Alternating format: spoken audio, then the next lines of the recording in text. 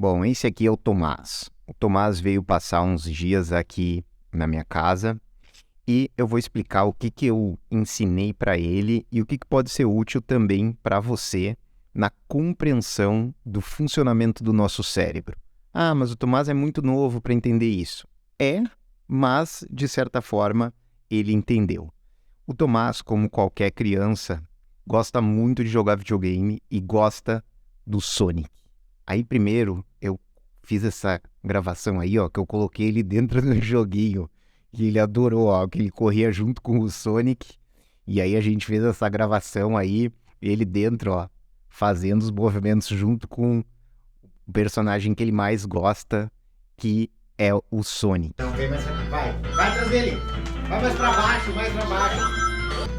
Pula. É. Agora vai pro outro lado, vira. Aí, ó. Isso. E aí a gente foi fazer uma pescaria, eu e o Tomás, e eu quis ensinar essa mensagem para ele. Claro que não fui pescar com essa intenção, que foi me surgindo ali, que eu fui explicando para ele. E a gente foi fazendo a pescaria do Siri. Esse aí é o pai dele, ó, tentando me igualar aí na pescaria do Siri. Então a gente ia com aquela coca aqui no lugar e o Tomás, ele ia comentando, acompanhando, fazendo também a pesca junto com a gente. Eu entrevistava ele, fazia umas perguntas, ia fazendo ele fazer questionamentos e o que eu quis explicar para ele, que daí nesse caso que eu acho que vale para você, é a diferença que existe entre um cérebro digital e um cérebro real. Então, pessoal, existe uma especulação na questão das neurociências e também da filosofia da mente como um todo, que se é possível a gente igualar um cérebro digital a um cérebro real.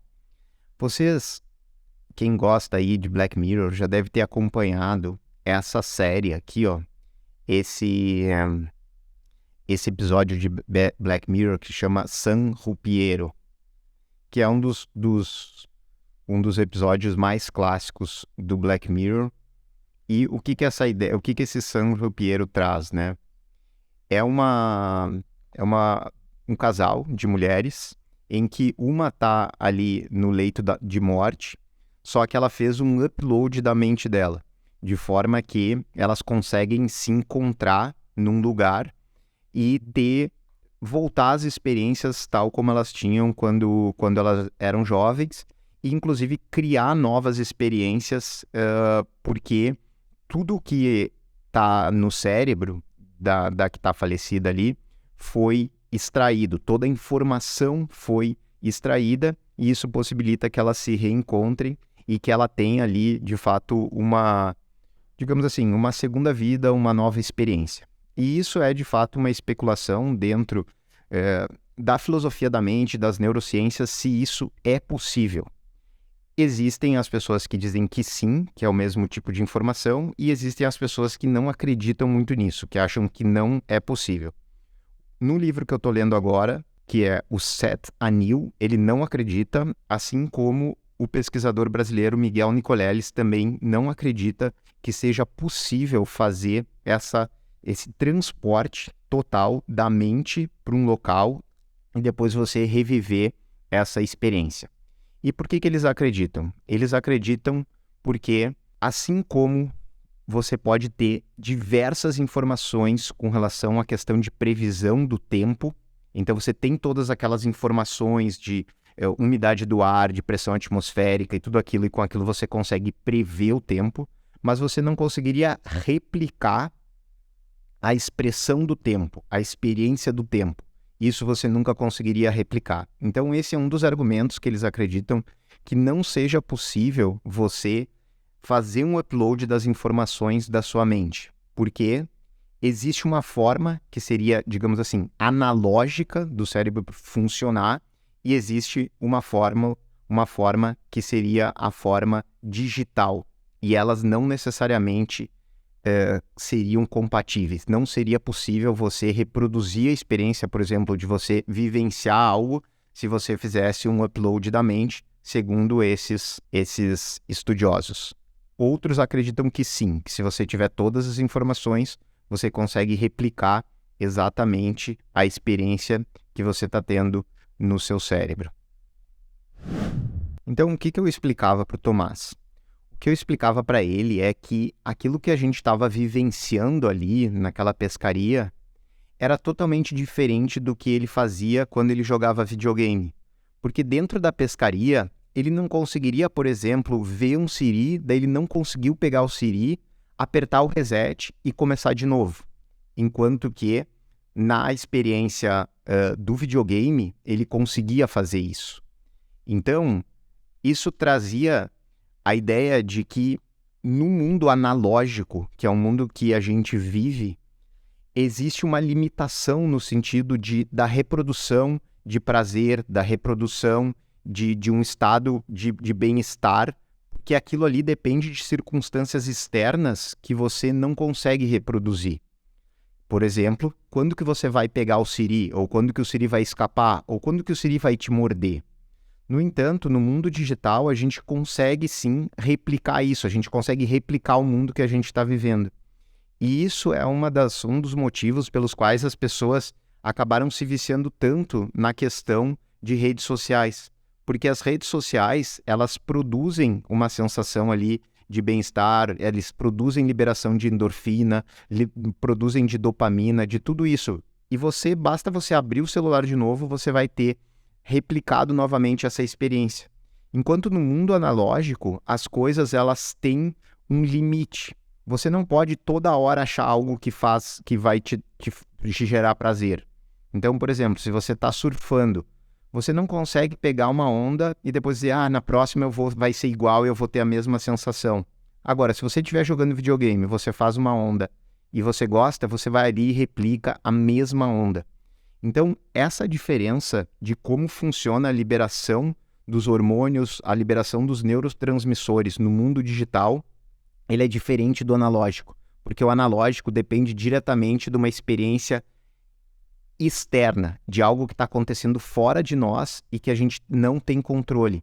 Enquanto o digital, a gente consegue replicar aquilo ali quantas vezes a gente quiser.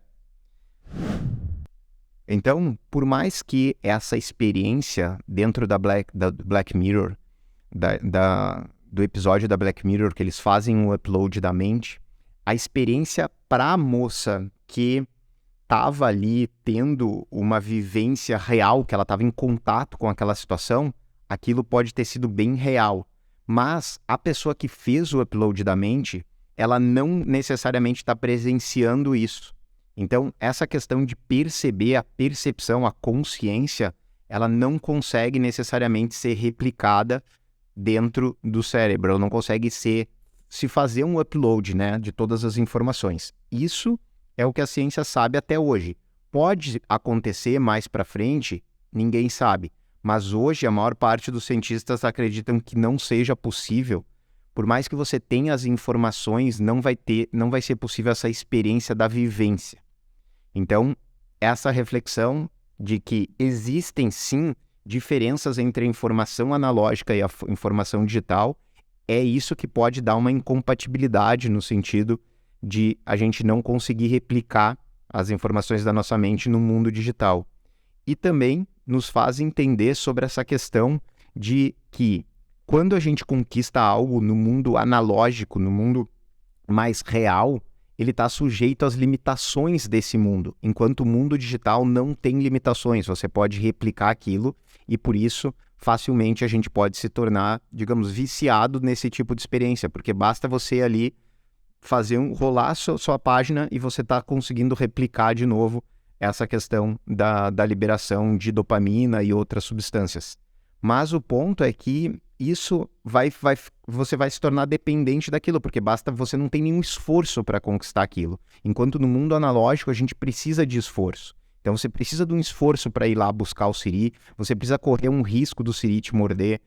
E eu estou falando do exemplo do siri, mas isso vale para qualquer tipo de experiência que a gente esteja vivendo. As experiências no mundo, que eu chamo assim, né, o mundo analógico, elas são limitadas por uma questão de escassez de recursos, enquanto no mundo digital a gente pode replicar aquilo diversas vezes. Então, valeu aí. Eu acho que o Tomás, ele entendeu a mensagem, ele ficou amarradão ali depois em pescar, e eu falava pra ele, isso aqui, cara, não é muito mais legal do que jogar videogame? E no final ele concordou comigo, ele achou realmente que a pescaria, ela foi mais legal do que jogar videogame, e ele ficou muito feliz ali em a gente finalizar ali essa experiência da pescaria. Inclusive, a gente pegou diversos siris e depois a gente comeu os siris. Então, ele viu ali realmente a relação do mundo real. E isso é algo que eu sugiro que a gente faça cada vez mais. A adaptação com esse mundo analógico, entender, inclusive, as relações dentro das coisas da natureza, como que elas se relacionam, porque isso não vai necessariamente conseguir ser replicado no mundo digital. A gente vai ter no mundo digital uma aproximação do que acontece no mundo analógico, mas não necessariamente uma réplica perfeita. A gente não vai conseguir ter as mesmas vivências se a gente transportar todas as nossas informações para o mundo digital que a gente tem no mundo analógico. Então, esse foi o meu vídeo. Agradeço aí o Tomás pela nossa experiência e foi muito bom ali poder ensinar uma criança sobre isso e passar um pouquinho do que eu acredito que seja importante aí para a nossa vida, para a gente viver uma vida mais bem vivida, entender que o mundo digital, ele é interessante, ele nos traz muitas coisas benéficas, mas a gente precisa sim de uma adaptação com um mundo mais orgânico, com um mundo mais analógico.